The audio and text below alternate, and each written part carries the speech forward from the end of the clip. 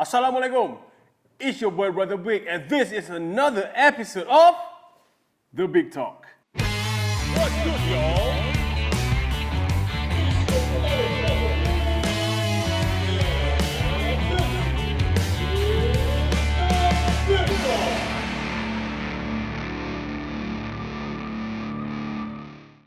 Yo, it's your boy Brother Big. And kali ni, episode The Big Talk.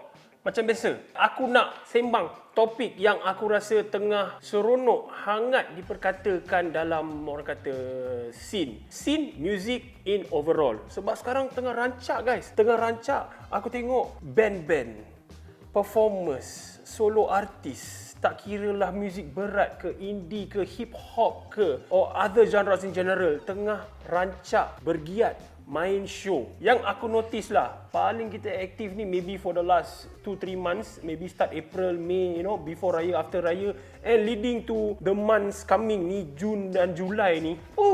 Boom bro, meletup bro. Almost every week kita ada contoh macam malam tribute, kita ada contoh festival, pesta ke apa, band-band kita kat sini dapat main show kat luar. So everything is almost back to normal as you can say. Sebab aku tak boleh nak cakap it's 100% normal because we still have to follow SOP ya guys.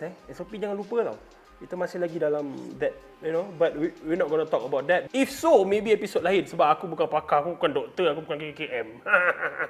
So, topik hari ni, leading to all yang apa aku baru cakap sekarang, terjadilah, ternaiklah, terbawalah satu isu tiket gig atau tiket show-show ni mahal. Okay, let's mari kita tenung kejap.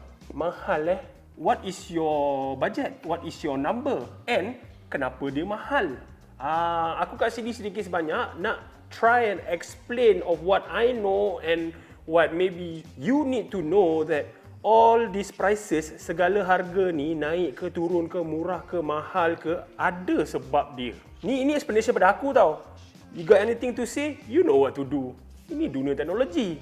You got what I mean? So stay tune sampai habis. So first, tiket gig mahal. Okay, bila tiket gig mahal, kalau aku sebagai organizer meletakkan sesuatu harga berbalik kepada tertakluk kepada everything in general. Apa maksud aku everything? Is the journey, perjalanan, pembikinan sesebuah show itu bukan sampai hari show, sampai dah habis show pun lagi akan berlarutan proses dia. Contoh, kalau korang nampak dalam gig tu, korang yang berbayar okay, korang yang berbayar tau.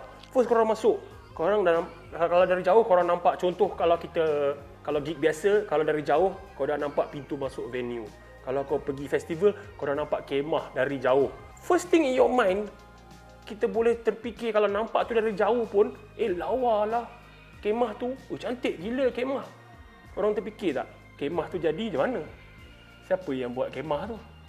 Dah jalan dekat kemah, nampak pagar, barricade. Siapa yang set up barricade? Nampak orang screen tiket, nampak security check bag, nampak kaunter jual tiket, orang belakang meja buka laptop lah, apa internet barai ke apa, nak jual tiket, nak scan itu, nak scan ini. Sekarang dunia banyak scanning guys.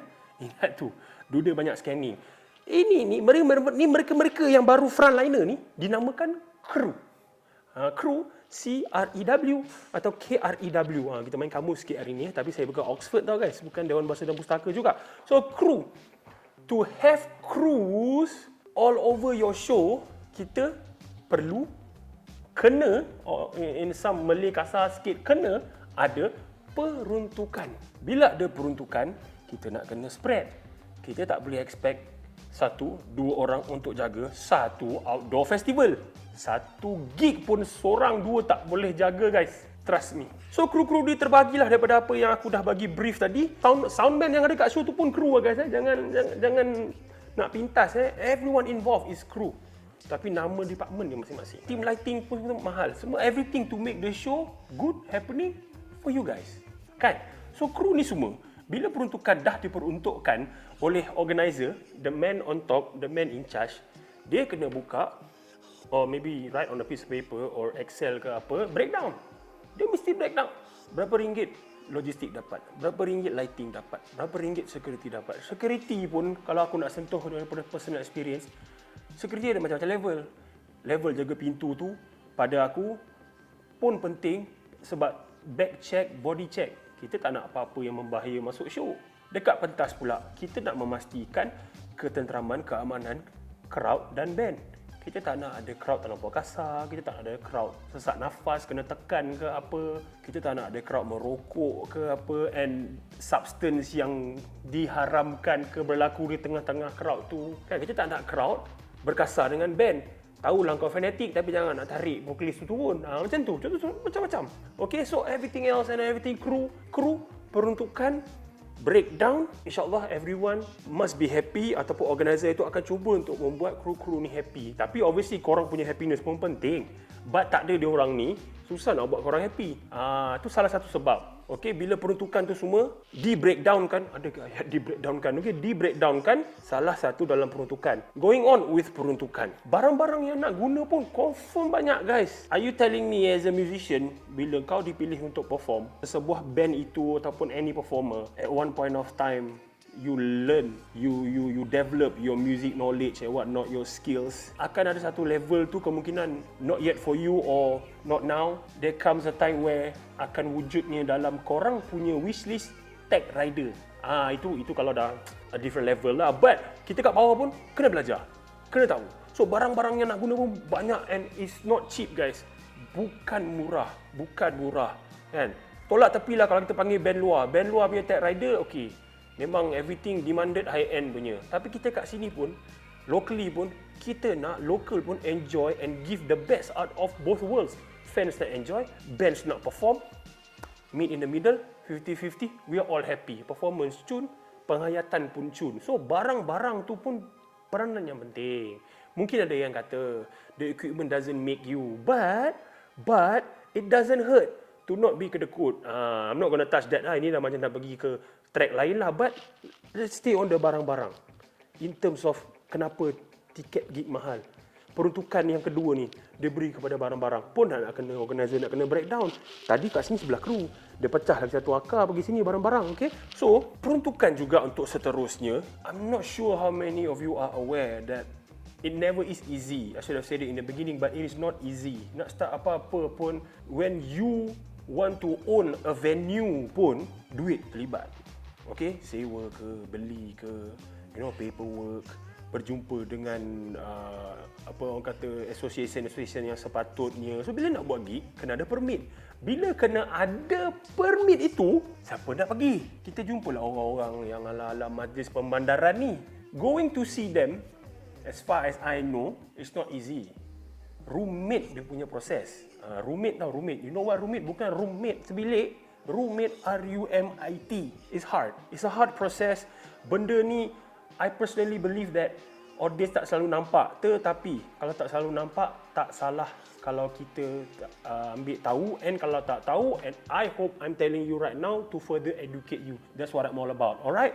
So, permit. Tak ada permit. What might happen? Dah lah korang beli tiket gig mahal. Boom! Ceng! Naik lori. Dah apa cerita? Dunia sekarang everything viral. Bila dah viral, organizer nama buruk, kru-kru kalau terkantoi ke, kalau expose nama buruk, band nama buruk, performer nama buruk, crowd-crowd yang pergi tu pun antara korang-korang yang rajin buat story, terautomatik buruk. Mana tahu yang dalam fan tu anak Datuk ke, anak Tan Sri ke, anak Datuk pergi gig, hilang akhlak. Contoh headline. Benda-benda macam tu bakal terjadi dengan dunia teknologi sekarang. Jangan nak tipu aku. You see the butterfly effect, the butterfly ripple effect tu go on and on and on. Bila nak kata sentuh topik performance pula, band ke, seseorang artis tu ke, okay, the level of their rates obviously are different because kita pun juga kadang-kadang atau masih lagi nampak till today, aku indie, aku mainstream, aku under label, aku jalan seorang, DIY for life. Aku tak rasa macam benda tu macam a big of an issue. It might be when certain pihak campur tangan dan asking for nonsense or rubbish, but then again, at the end of the day, diorang semua ni takkan nak makan pasir. Itu je persoalan aku. Alright? The appreciation of a performer kena ada standard dia. Alright? Okay, it must not come to a point yang kau rasa macam alah band baru bagi je main free. tak ada token or what not ke? So diorang pun deserve payment. Diorang buka rate diorang. As an organizer, dengar, hadam, sit down, discuss. Walaupun sekarang tak banyak face to face discuss, kita boleh WhatsApp. WhatsApp dah boleh record, ada voice note dah boleh record, screen record, hantar gambar, save, screenshot. Benda-benda ni semua bukan nak ke arah mendajalkan orang guys. Bukti. Itu sikit sebanyak. Aku jadi MC pun, orang nak deal dengan aku, they ask for my service. I provide them with my portfolio, I provide them with my rate. Bila a professionalism tu datang, daripada rate pun, kau boleh pecahkan rate kau. Macam berapa ringgit tu berapa jam kerja. Sama dengan performer. Kan? Solo artis 2 lagu berapa payment. Kalau main band, band pula boleh dibayar mengikut type of show juga. Gig launching, gig festival. Itu semua belakang tabir ni lah. Aku tak nak sentuh banyak sangat sebab bila cakap pasal peruntukan ni memang sensitif. Okay? Sebab kalau ada organisasi yang tak bayar pun, most likely and confirm itu episod lain yang kita akan lebih selami. Bila kita nak selami, mungkin panas. Mungkin ada yang marah, mungkin ada kurang ajar. But let's just stop there. Moving on. Bila sebut pasal peruntukan juga, at the end of the day, sebagai organizer atau sebagai satu pasukan, adakah kita akan fikir untung dah rugi? Confirm. Tak fikir, something wrong with you. Because bila you fikir, you akan fikir kebarangkalian yang akan datang after the show, before the show, all the calculations. Okay? Let me just say here lah. Organizer, kalau fikir untung, okay, good.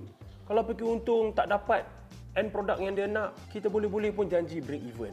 Ada organizer yang terus buat show, tak fikir untung, janji korang happy pun ada. But terlalu ramai or maybe some of you yang tak percaya that's the case. Itu pendapat korang. Itu hak korang. Sebabnya nanti jadilah isu korang-korang yang komplain tiket mahal ni. Oh, organizer nak untung. Oh, organizer pakai Alphard boleh. Tak boleh letak tiket murah lah. Tak boleh fikir keadaan kami ni student lah, apalah. Semua yang aku sebut tadi tu semua kepada satu peruntukan. And then end product dia, I guess I must say lah kan. Kalau ada 10 pihak, tak semua pihak akan ada yang akan fully happy. This I can guarantee you. Sama ada band tak puas hati payment short ke. Okey, kalau jadi macam tu, organizer yang bertanggungjawab akan pergi ke band. Tapi kalau kalau alasan-alasan yang diberi tu tak masuk akal, boleh jadi altercation ini berlangsung atau sambung ke social media pula. Dah kena viral. Dah kena spill the tea, orang cakap. You know, that's the world nowadays, which I think is kind of sucks. Untung tak untung, kalau korang kerja, mesti nak gaji kan. Sama macam kru tu, kalau aku organizer, aku yang hire diorang. Takkan aku nak ada orang kerja 8 jam, 12 jam, set up stage, berpeluh-peluh. Set up stage ni ada yang tidur kat stage overnight tau. Esok pagi mandi kat toilet mana, terus bangun, mandi, tukar baju, terus standby kat stage sebab nak tunggu. Contoh macam sound check. Nampak tak benda tu? 8 hours is your standard. 9 to 5, 8 hours korang boleh consider lagi. Kerja event ni, 8 hours tu sebenarnya aku rasa macam untuk setengah orang tak wujud 8 hours tu. Your minimum could be or should be 12 hours. Ni korang kena sedar. So, bila macam tu, kena consider payment dia. Kalau dia ni lebih pada yang lain, most likely he is doing 5 hours, this guy is doing 12 to 15 hours. Contoh kan? So, itulah kita fikir. Untung ke, break even ke, rugi ke, loss ke, whatever ke. Something that I think you guys need to know. That ini semua yang benda yang dipertimbangkan untuk guarantee that kalau korang suka sesuatu label itu, contoh macam Atas Angin. Kalau show sebelum yang korang pergi, korang yang crowd happy gila. Tapi Atas Angin let's say break even. Tapi Atas Angin yang aku nampak sekarang sentiasa memikirkan show-show yang akan datang. So jadi korang fikir macam mana dengan diorang break even ni nak sambung ke another show to another show. That can be also on another episode. You know what I mean? Because everything in this world, what you do, kita nak end product yang orang kata apa, memberangsangkan, menguntungkan mana-mana pihak. But then again, if you are one of those people yang berani menyuarakan kalau tak untung, kenapa buat show? Ni aku nak cakap. Believe it or not, there are people out there who do it out of passion. Tapi bila some of you cakap passion ni is overrated, passion is lame, and something is wrong with you. That's my opinion lah. Because if you don't have passion to start with, you don't have a dream to start with, macam mana kalau nak continue apa yang korang nak buat sekarang? Especially if you choose this world. Sebab any world, any field of work have to start with something. Kan? Korang punya reference, korang terpengaruh dengan siapa apa semua tu lah. So, cerita dia macam ni je. Kalau buat, bising. Ask yourself again, kenapa tiket ni RM10? Ada pros and cons dia. Kenapa tiket ni RM70? Ada pros and cons dia. Kenapa tiket ni RM120? Ada pros and cons dia. Kan kalau tak buat, dekat Twitter especially, bising. Show tengah tak ada. Korang dah sendu. Aku sendiri komplain 2 tahun menghadap dinding. Kau ingat apa aku rasa? So, let us all be open to new education, to new information, to help us further understand dengan apa yang aku baru explain tadi. So we have come to the end of the show. Just remember guys, dream big, think big, go big. But before that, saya ingin menghulurkan takziah kepada keluarga dan rakan-rakan dan kepada semua yang mengenali Ahmad Danish Hakim, kerana kita telah kehilangan seorang insan yang berbakat, seorang insan yang humble, a very good son, a very good brother, a very good friend. Aku akan rindu kau bro. So aku ingat lagi all the times kita spend dekat Hikari Riders punya iftar. Kita jumpa kat show-show hujan. Kau sebagai Rangers have always been a very awesome supporter. A very good bassist player. People have said a lot of good things about you. So, I will miss you bro. I will miss you. Then The Big Talk hari Khamis 9 malam. And Assalamualaikum. Peace.